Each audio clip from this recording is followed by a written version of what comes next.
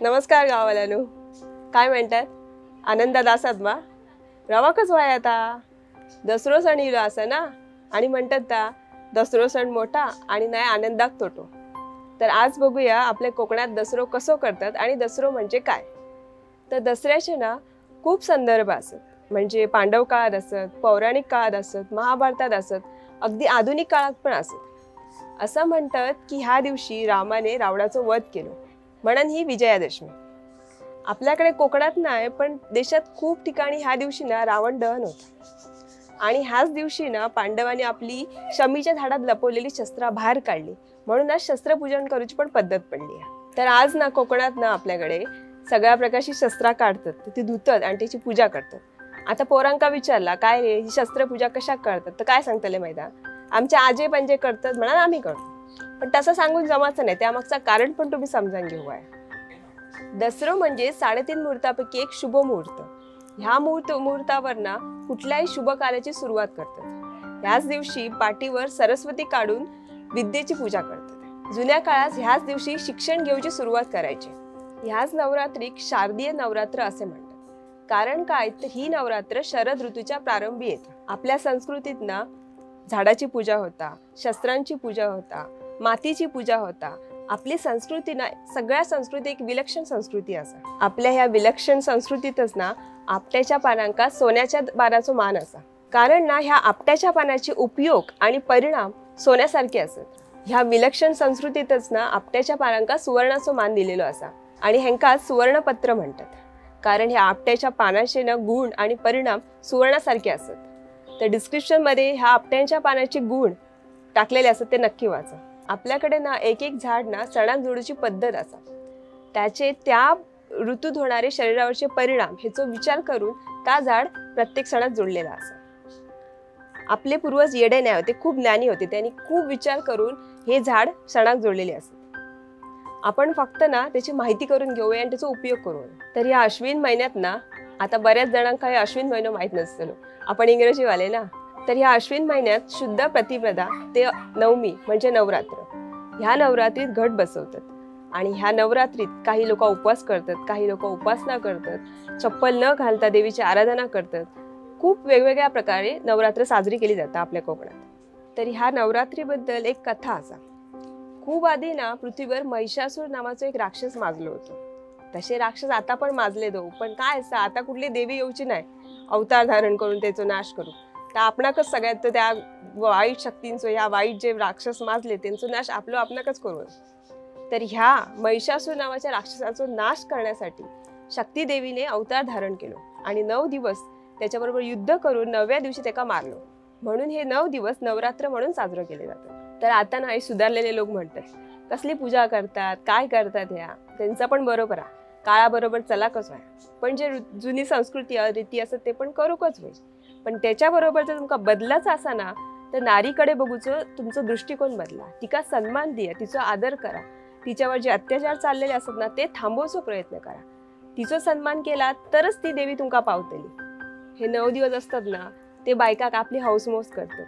9 कलरचे साडये नेसतात, दागिने घालतात, देवीची ओटी भरतात, नवीन नवीन वेगवेगळ्या कलरचे कपडे घातलेली. काय नवीन पोरगे चालू होतात. म्हणजे कसा पिवळे कलरचे कपडे घातले की आज कावीळ झाली, लाल कलरचे घातले की आज तांबडा भडक दिसता.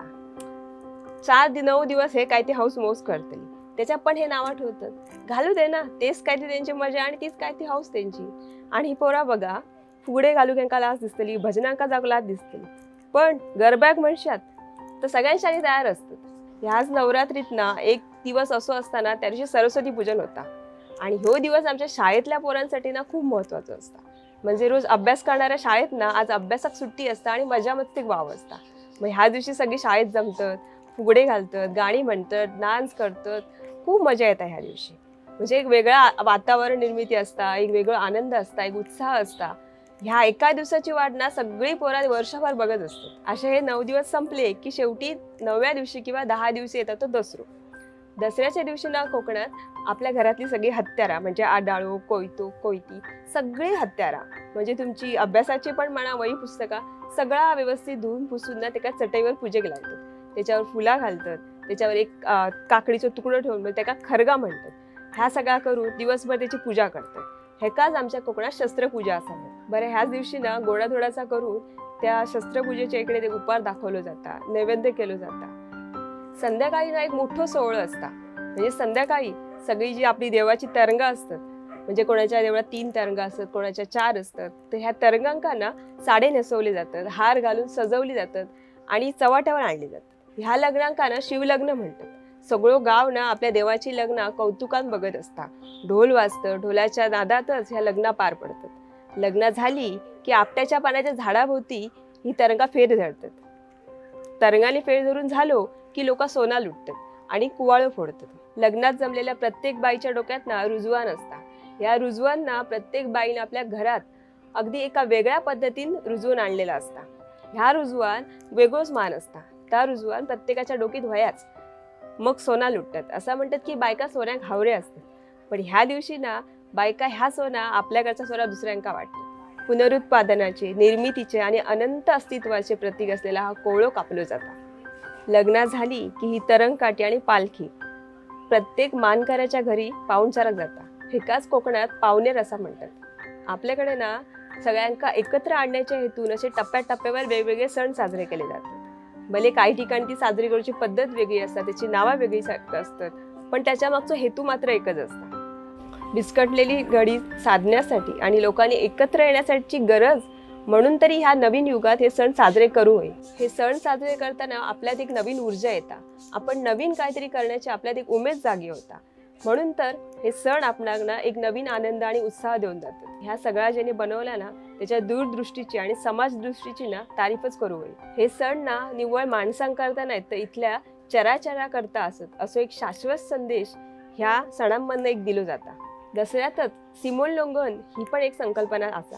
सीमोल्लंघन म्हणजे काय, तर सत्याने असत्यावर मिळालेला विजय. संघर्ष हे प्रत्येकाच्या आयुष्यात असता. तो फक्त माणसाच्यात नाही तर देवाच्या पण आयुष्यात होतो. रामाक पण चुकलो नव्हतो, पांडवांकातून पण चुकलो नव्हतो. आपण काय, आपण तर एक साधी माणसंच असो. तर ह्या चांगल्या मुहूर्तावर ना आपण पण एक सीमोल्लंघन करूया. आता कसा करूया माहिती आहे, आळसाकडून औद्योगिकीकरणाकडे, अस्वच्छतेकडून स्वच्छतेकडे, बेशिस्तीकडून शिस्तीकडे. चला तर ह्या मुहूर्ताचा वापर करून आपल्यात एक चांगला बदल घडूया. तर गाववाल्यानो परत एकदा सांगते, मानले तर रूढी आणि जपले तर परंपरा आणि संस्कृती. तुमका परत एकदा मयेकारणीकडून दसऱ्याच्या खूप खूप शुभेच्छा. तर आमच्या मालवणी स्वॅग ह्या यूट्यूब चॅनलचे सगळ्यात पहिले अप्रिशिएटर सुमित राणे यांच्या आमच्या टीमकडून खूप खूप आभार. आणि हो, अप्रिशिएशनचा ठीक असा, पण तुम्ही लाईक, शेअर आणि सबस्क्राईब करू विसरा नको.